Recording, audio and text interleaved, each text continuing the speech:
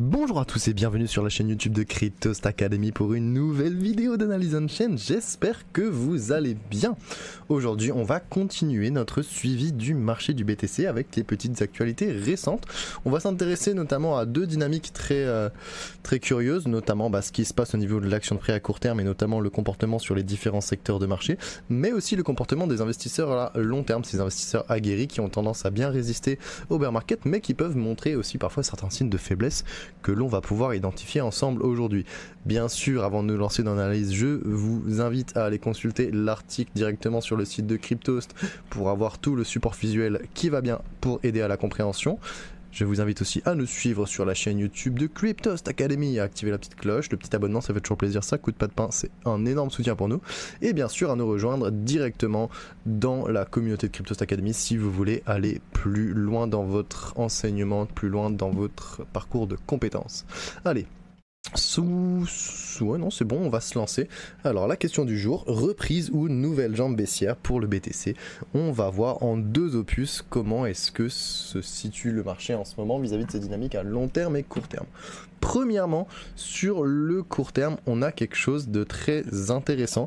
On a un retour, une tentative de retour haussière dont on avait déjà parlé la semaine dernière quand on avait parlé du STH SOPR, vous vous souvenez, cet indicateur qui nous permet de mesurer si les investisseurs à court terme et les BTC achetés récemment sont dépensés avec un profit ou avec une perte. Depuis quasiment octobre, on est dans une phase ici où les valeurs inférieures à 1 témoignent qu'on est dans un comportement de prise de perte, et ces comportements de prise de perte amènent des momentum baissiers qui suivent une gradation assez commune, c'est-à-dire qu'on a une intensification à un moment donné qui va amener une capitulation locale, et après cette capitulation locale on va avoir un ralentissement de la pression de vente qui va amener à une potentielle tentative de retour à l'équilibre, et à ce moment là eh bien on a deux scénarios: soit les investisseurs en confiance achètent la cassure haussière et le retour au momentum haussier, et à ce moment là il y a de la confiance et hop ça repart, soit ils n'ont pas confiance, ils vendent la cassure, et donc on arrive sur un scénario de dead cat bounce où les hausses sont vendues pour sortir à break even, et ensuite la dynamique baissière reprend son cours, nouvelle capitulation. Ensuite ça stabilise un petit peu, ralentissement de la pression de vente, potentiel retour à l'équilibre. Et qu'est-ce qu'on voit actuellement? Justement qu'on a réussi à repasser dans un momentum haussier, évidemment à très court terme, c'est simplement l'impulsivité entre les 70 000 et les 73 000 actuellement qui donne ça. Donc on se situe, de mon point de vue et du point de vue de cet indicateur, dans exactement le même contexte qu'à la mi-janvier, c'est-à-dire que là on a une tentative de reprise haussière. Si on arrive à avoir suffisamment de demande et de momentum, très bien, on va peut-être pouvoir repartir, quoique on ait quand même beaucoup de niveaux à récupérer pour faire une reprise haussière complète sur la tendance globale du BTC depuis octobre, même si localement c'est intéressant, il y a encore du chemin à faire pour retourner ne serait-ce qu'au 95, donc pas non plus mettre la charrue avant les bœufs. Mais surtout il va falloir se demander, est-ce qu'il y a de la demande? Est-ce qu'il y a de la demande sur les marchés spot? Est-ce qu'il y a de la demande sur les marchés dérivés? Qu'est-ce que font les ETF finalement? Est-ce qu'ils sont en train de soutenir ou pas cette dynamique? Et c'est ce qu'on va voir ensemble tout de suite. Premièrement avec les ETF qui nous indiquent une très belle dynamique d'augmentation de la prise de perte tout au long de la stabilisation et de la correction qu'on a eu en janvier-février, un ralentissement ensuite après la capitulation de février, et un retour à la demande récent un petit peu similaire en termes de volume et en termes d'intensité à ce qu'on a connu justement avec l'opportunisme local de début janvier quand on a fait la tentative de reprise aux alentours, au-dessus des 95 000 $. Donc de ce point de vue là on peut voir que la demande des ETF est plutôt correcte, elle n'est pas non plus énorme, mais elle est suffisamment consistante sur les derniers jours, avec plusieurs milliers de BTC achetés par jour, pour quand même réussir à soutenir le prix de manière plus ou moins légitime. C'est déjà un très bon aspect.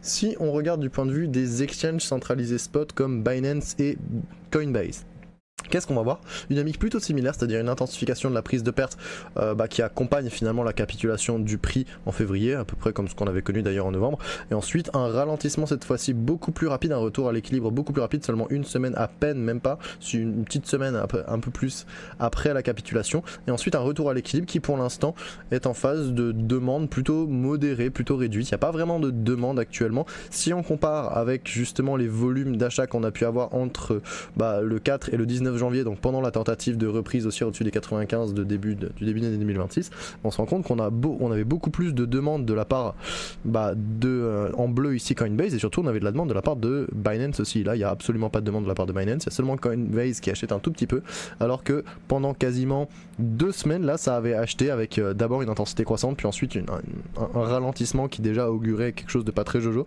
mais on avait quand même quelque chose de plutôt soutenu. Ici c'est pas tant soutenu, il n'y a pas tant de volume. Donc à la fois pour les ETF c'est plutôt ok mais ça reste modéré, à la fois pour les exchange spot il n'y a pas grand chose à dire, pour l'instant il n'y a pas vraiment de demande suffisante. Mais on a un constat un petit peu différent pour les marchés futures et c'est pas nécessairement quelque chose de positif, parce qu'on retrouve exactement le même schéma d'intensification de la prise de perte. Il y a aussi les liquidations du coup manuelles et liquidations fortes sur les marchés dérivés ici avec les appels de marge. Et les liquidations tout court en fait. Et ensuite on a un retour à l'équilibre exactement comme sur les marchés spot de Binance et de Bybit. Ici du coup on est sur les marchés futures de Bybit et de Binance, enfin l'autre c'était Coinbase pardon, excusez-moi. Et ce qu'on peut voir ici c'est un retour de la demande à la fois sur Bybit et à la fois sur Binance. Plutôt d'ailleurs sur Binance que sur Bybit, avec plusieurs milliers de BTC par jour de positions longues d'achat aussi de ce côté là. Par contre on voit qu'on a une accélération au cours des derniers jours sur la demande future qui indique qu'il y a beaucoup d'individus qui sont en train de prendre des positions longues et du coup qui ont probablement ouvert, si je me fie à ce que je vois ici, ça commence aux alentours du 26 février, on est quelque part par là, donc il y a beaucoup de longues qui se sont ouverts ici aux alentours des 68, peut-être un petit peu en dessous, peut-être un petit peu au-dessus, peut-être 70, et ça continue. On a encore des ouvertures de longues au-dessus des 70 après la cassure. Le problème c'est que ça peut avoir tendance à fragiliser les hausses, on en a parlé tout au long de l'année dernière, le fait que les hausses où il y a plus de demandes futures que de demandes spot ne sont pas des hausses qui sont particulièrement viables, et à chaque fois l'année dernière ça s'est tourné en eau de boudin. Donc qu'est-ce qu'on voit actuellement? On voit qu'il y a une tentative de retour à l'équilibre après un épuisement de la pression de vente suite à une capitulation. Jusque là c'est un schéma classique dont qu'on a l'habitude de voir, un comportement de marché tout à fait classique. On a le retour à l'équilibre qui est du coup la tentative de reprise de momentum haussier. On se demande s'il y aura suffisamment de c'est bizarre à dire. On s'interroge sur la quantité de demandes qui pourrait soutenir le prix. On se rend compte que les ETF sont là mais se mouillent pas trop non plus, que les marchés spot des exchanges centralisés se mouillent absolument pas, et que par contre on a les spéculateurs des marchés futures qui eux sont à fond la cale.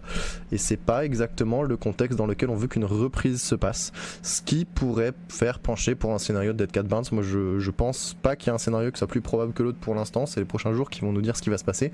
Là j'enregistre la vidéo jeudi, on va voir avec la clôture de vendredi ce que ça va donner. Et puis voilà, c'était un peu ce que je voulais vous présenter pour l'action de prix à court terme, c'est-à-dire le fait que pour l'instant on ait un test en cours qui n'est pas été validé dans un sens ou dans l'autre, mais les flux de demande et notamment l'orientation futures est pas idéal en termes de conditions, en termes de conformation pour avoir une reprise totalement saine. Maintenant qu'on a vu ce premier point, on peut se pencher un peu sur les investisseurs à long terme, parce que si on sait que les investisseurs à court terme ont capitulé depuis très longtemps avec 2 vagues de volatilité baissière en novembre et en janvier, eh bien les investisseurs à long terme, eux, ils ont peut-être commencé déjà à montrer des signes un peu de faiblesse. J'irai pas jusqu'à dire qu'il y aurait une capitulation généralisée de la part des investisseurs à long terme sur les niveaux de prix actuels, mais en tout cas on a pu sentir en tout cas quelque chose qui leur a pas fait trop plaisir. Pour rappel, les investisseurs à long terme, ce sont des investisseurs qui sont considérés comme étant plutôt aguerris, plutôt insensibles aux news et à la volatilité, qui sont là sur du très long terme, qui tentent d'acheter haut, enfin qui tentent d'acheter bas pour revendre haut justement, et qui la plupart du temps ont une résilience psychologique majeure. Surtout ils détiennent leur BTC sur plus de 6 mois, donc tous les BTC qui sont âgés de plus de 6 mois, en général on appelle ça des investisseurs à long terme. Ça fait quand même une grande partie de l'offre, ça fait quasiment 14 millions de BTC en circulation, donc il y a des sous-divisions ensuite dans l'offre des investisseurs à long terme qui permet d'identifier des groupes un peu plus isolés, mais là on le fait dans la généralité. Dans tous les cas il n'y a pas besoin d'aller dans le détail, vous allez comprendre tout à fait ce que je vais vous présenter, avec la carte thermique notamment de l'accumulation des investisseurs à long terme. Donc ici vous voyez les niveaux de prix en rouge où il y a le plus de BTC qui ont été accumulés de la part des investisseurs à long terme, et en bleu là où il n'y a rien du tout. Et donc on se rend compte qu'il y a 2 clusters majeurs ici où les investisseurs à long terme ont accumulé au cours des années précédentes. On peut voir notamment que ça se forme à partir de mai 2025. Il faut savoir que si ici on a un BTC de la part des investisseurs à long terme qui apparaît, ça veut dire qu'en fait il a été accumulé 6 mois auparavant. Vous vous en souvenez, hein, un investisseur à long terme, c'est quelqu'un qui investit, qui détient son BTC sur au moins 6 mois. C'est-à-dire que tant qu'il ne le détient pas sur 6 mois, c'est pas un investisseur à long terme, c'est un investisseur à court terme. Ce qui veut dire, c'est si vous voyez à un moment une intensification de l'accumulation des investisseurs à long terme sur une zone de prix donnée, excusez-moi, et bien vous retournez 6 mois en arrière, vous vous dites ok, vers où ça a accumulé, et on se rend compte que c'est à peu près dans les zones de prix ici de novembre-décembre 2024 aux alentours des 100 000 grosso modo. Un petit peu moins, un petit peu plus, ça dépend. Il me semble que là c'est plutôt sur les 70 000 avec ce qu'il y avait avant la hausse. Mais dans l'ensemble, ce qu'il faut comprendre ici, c'est qu'on a deux clusters majeurs d'accumulation pour les investisseurs à long terme dans le collimateur en ce moment. On a à la fois la zone qui va des à peu près, je sais pas, il est bizarre le curseur, il me donne pas le prix exactement comme je le voudrais, mais entre 95, ouais c'est ça, allez, vas-y on va dire 90 et 100 000 grosso modo, cette zone que vous voyez ici, qui est une zone dans laquelle les investisseurs à long terme ont accumulé une première fois ici aux alentours de la fin 2024.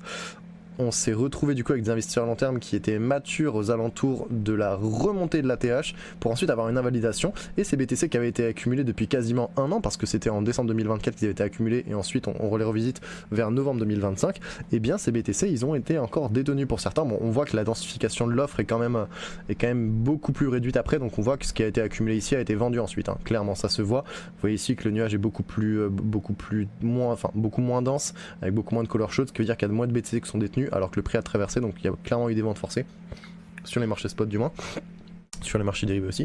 Mais ça nous dit deux choses avec le cluster qui est en bas ici aussi aux alentours des c'est 60-70, ouais plutôt on va dire 50-60, donc entre 190 et 50-60 on a deux zones d'accumulation majeure de la part d'investisseurs à long terme. Maintenant qu'on sait ça, le prix il est où? Le prix il est aux alentours ici des 72. Donc on est déjà passé sous une grosse part d'offres, et il y a encore une bonne part de cette offre qui n'a pas été vendue, qui continue d'être détenue et qui donc est une part d'offres en perte latente pour les investisseurs à long terme, ce qui leur met une pression financière de plus en plus importante au fur et à mesure que le prix baisse. Du coup leur perte latente augmente et augmente bien sûr leur probabilité de vendre et de céder à la panique ou de céder à la pression ou plein d'autres choses, aller chercher des liquidités potentiellement ailleurs. Dans tous les cas, ce qu'on voit c'est qu'on a une zone d'offre qui ici du coup est encore détenue mais pourrait servir de résistance si le prix repartait, donc ça c'est aussi un scénario qu'il faut considérer.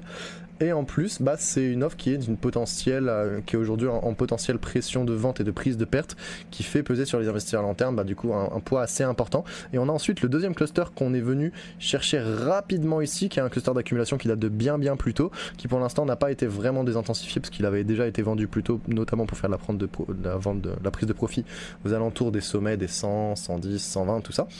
Et ici on aurait potentiellement une zone de demande, une zone de réaccumulation qui pourrait être intéressante pour certains investisseurs à long terme qui avaient déjà réaccumulé aux alentours du range de 2024, donc on se retrouve sur des prix qui sont peut-être très intéressants pour eux. Donc on a deux dimensions, une dimension ici avec une perte latente minime, encore très faible, qui fait pas du tout capituler les investisseurs qui ont un niveau de prix ici pour les investisseurs à long terme.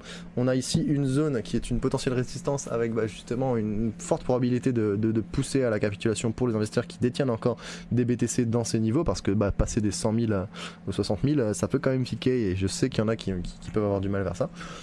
Et dans ce contexte, on peut se demander finalement comment se sont comportés les investisseurs à long terme.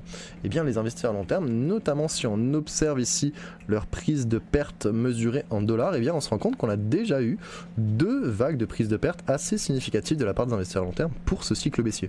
Ce qui pourrait correspondre de mon point de vue à la première piste de perte ici de janvier 2023, donc le premier pic plutôt léger que vous voyez ici en décembre 2025, et ensuite la deuxième phase ici de mai-avril 2022 où on s'est tapé Terra Luna et Celsius en l'espace de 2 mois et où c'est dégringolé très vite, donc on a eu deux pics ici, donc là c'est pas tout à fait la même chose, mais on se rend compte qu'on a quand même de la prise de perte. Et si je zoome, on voit quoi?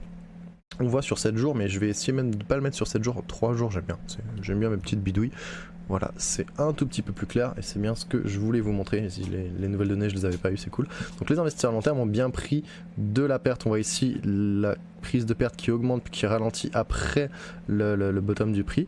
Et ensuite une deuxième prise de perte bien plus élevée avec plus de 674 millions de BTC véhiculés en l'espace d'une journée, c'est assez costaud. Et ensuite une continuation de prise de perte un tout petit peu plus ici aux alentours de la fin février. Donc ce que ça nous dit, c'est que les investisseurs à long terme rentrent dans un territoire où certains d'entre eux ne peuvent plus tenir. Ils sont capables de véhiculer des pressions de vente assez importantes, ce qui peut avoir un impact sur le cours du BTC parfois, mais pour l'instant ça n'a pas eu beaucoup d'impact parce que les dynamiques qu'on a connues jusqu'à présent depuis octobre, en fait elles ont été drivées par les futures et par la capitulation à court terme, pas encore par la capitulation de terme, mais on voit qu'on est dans cette phase d'augmentation de la tension et tous les bear markets on peut suivre le comportement des investisseurs à long terme dans tous les bear markets avec deux étapes: l'augmentation de la tension, du stress et de la pression à la prise de perte, jusqu'à la capitulation finale et ensuite la diminution de cette pression qui va amener un nouveau momentum aussi. Exactement pareil ici jusqu'à la capitulation finale et ensuite on voit que ça se dégrade très vite et que la prise de perte diminue parce que le prix remonte et parce que en fait la prise de perte s'est déjà exprimée aux alentours des points névralgiques de capitulation qui sont locaux et qui sont très bien identifiables via leur pic journalier très élevé. Et on est en train d'avoir exactement la même chose, c'est-à-dire qu'on a une augmentation de la tension, une augmentation de la prise de perte progressive des investisseurs à long terme, mais on n'a pas encore l'impression d'avoir atteint un pic, seulement l'avenir nous le dira, pour l'instant il est trop tôt pour savoir, mais je suppose que comme je vous l'explique depuis quelques semaines, après la capitulation de prix vient la capitulation temporelle. On a eu la capitulation de prix, je pense qu'on est en train d'entrer dans la phase de capitulation temporelle avec un range qui pourrait s'éterniser, notamment le prix qui pourrait monter jusqu'aux 75, peut-être buter aux alentours des 75 et ensuite revenir ici dans une zone de momentum un peu baissier pour capituler une dernière fois. Ça c'est seulement ce que je projette vis-à-vis des cycles précédents, je sais pas du tout si ça va se passer comme ça. On n'est pas ici pour dire exactement comment ça va se passer, on est là simplement pour expliquer les dynamiques qui poussent les investisseurs à agir et du coup comment est-ce que nous on peut calquer nos comportements sur ces investisseurs, parce que notamment les investisseurs à long terme, lorsqu'ils prennent des pertes, on se rend compte que c'est un excellent point d'entrée. Il faut se dire que lorsque les investisseurs les plus aguerris sont abattus et commencent à capituler, et bien c'est justement qu'à court terme on a des opportunités très intéressantes et on voit que de manière ciblée sur quasiment l'ensemble des pics locaux, et bien on a quand même des prix qui sont très bas, des soldes et souvent des moments de capitulation très intenses avec beaucoup de peur et beaucoup un fear and greed très bas aussi, avec beaucoup d'émotionnalité dans le marché. Et donc c'est intéressant de savoir qu'on rentre dans cette zone finalement d'opportunité où on se dit ah bah tiens, là les investisseurs à long terme commencent à trembler un peu, ils sont pas encore totalement à terre mais ils commencent à trembler. Bah c'est bien, ça me donne l'information que là c'est peut-être bien de commencer à optimiser mon DCA, à l'intensifier un peu, à réfléchir à m'exposer davantage, à chercher des liquidités, parce qu'on peut avoir des opportunités intéressantes. Un dernier graphique qui permet de clouer un peu, de clore le spectacle, c'est cette fois-ci non pas la perte réalisée seulement par les investisseurs à long terme, mais le profit perte net en fait. Donc la perte moins le profit, ou le profit moins la perte, vous le prenez comme vous voulez. Donc on voit où il y a des moments où la dominance du profit est très élevée, notamment lors des bull markets, et on a des moments où la dominance est dans la prise de perte, notamment dans les bear markets. Vous remarquerez en plus en superposant les deux graphiques, est-ce que c'est exactement les mêmes données, donc on retrouve exactement les mêmes marques ici du coup d'augmentation de la tension, puis ensuite de réduction de la tension, augmentation de la tension, réduction de la tension. On peut avoir la même chose en marché aussi, hein. Augmentation de la prise de profit jusqu'à la prise de profit maximale. Plus la prise de profit est importante, plus il y a de l'offre sur le marché. S'il n'y a pas suffisamment de demande, et bah du coup la prise de profit devient excédentaire et fait ralentir le prix, fait baisser le momentum jusqu'à ce qu'on aille en momentum baissier. Le momentum baissier accélère jusqu'à ce qu'on épuise la prise de perte avec un épuisement progressif de la pression de vente. Ensuite on retourne à l'équilibre et cette fois-ci on a de nouveau de la prise de profit qui va s'intensifier jusqu'à devenir excédentaire, et voilà, vous connaissez le schéma. Ce qu'on peut voir de ce point de vue là, je tiens à mentionner que ce graphique, si autant que le graphique précédent c'était en dollars, ce graphique là il est en BTC, donc ce que vous voyez ici c'est des volumes en BTC cette fois. Donc si vous voyez moins 3000 ici, c'est pas moins 3000 dollars parce que c'est vraiment très peu, c'est moins 3000 BTC en net vendus par jour. Donc vous avez à peu près une idée des volumes que ça peut représenter quand lors d'une capitulation locale on a moins 22 000 BTC qui sont vendus de la part des investisseurs à long terme en un moment donné en perte. Mais ça vous donne aussi une idée. En fait j'aime bien mesurer en BTC plutôt qu'en dollars parce que ça permet de normaliser en fait les comportements et d'observer en fait les cycles les uns à la suite des autres. Regardez là, si je dézoome et que je vais même sur le cycle de 2013, vous voyez ça reste plutôt bien lisible. On arrive à retrouver des comportements similaires d'accélération, ralentissement et surtout des volumes qui sont assez similaires. Donc on voit qu'il y a un comportement cohésif et cohérent et soutenu répété, si on peut dire, à travers les différents cycles. Alors que si je vais en dollars, en fait la volatilité du prix fait que finalement c'est très écrasé, on peut pas vraiment étudier les données. Voilà, c'était le petit instant prof qui vous explique pourquoi est-ce que c'est bien de normaliser les données en BTC sur des études pluriannuelles et surtout pluricycliques. Ce qui nous intéresse ici, simplement, le dernier petit constat, c'est d'observer et de concéder le fait que les volumes de prise de perte actuelle en BTC sont tellement bas comparément à ce que ça peut être lors des moments de capitulation majeure des investisseurs à long terme. Donc là on est vraiment au tout début pour moi de la capitulation, on est vraiment sur ces points de vue là, vraiment au tout début de l'intensification. J'aurais du mal à croire que le marché pourrait repartir ici et chercher les 100 000 d'ici un mois. Je suis pas contre le fait qu'on ait une petite hausse qui ensuite donne lieu à une correction et qu'on ait une poursuite baissière. Dans tous les cas, ce que je vois, c'est que les investisseurs à long terme ont commencé déjà à céder un petit peu, qui sont pas non plus dans leur comportement de débandade totale, et ça m'indique qu'il est temps de commencer à se mettre en mode sérieux. Autant durant les marchés haussiers, il faut chercher les meilleurs points d'entrée, pendant les marchés haussiers, il faut chercher les meilleurs points de sortie. Lors des marchés baissiers, il faut chercher les meilleurs points d'entrée, et je pense que ceci, messieurs, dames, est le signal que la saison des points d'entrée très alléchants et des soldes est en train d'avancer vers sa phase finale.